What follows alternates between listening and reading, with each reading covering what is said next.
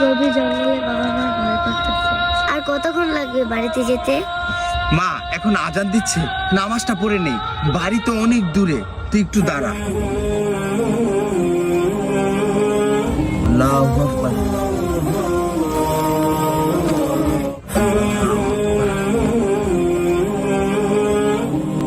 আসসালামু আলাইকুম।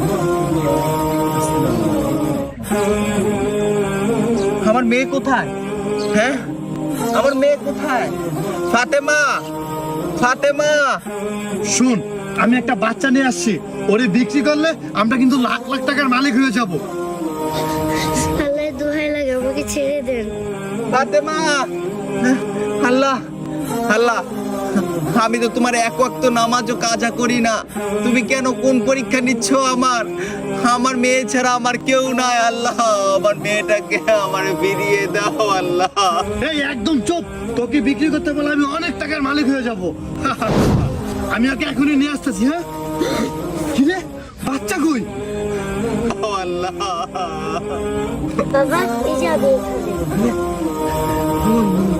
মহান রব্বুল আলামিন তার প্রিয় বান্দাদের কখনো নিরাশ করে না। যে ব্যক্তি আল্লাহর ইবাদত করে, আল্লাহ তাআলা তাকে রক্ষা করে।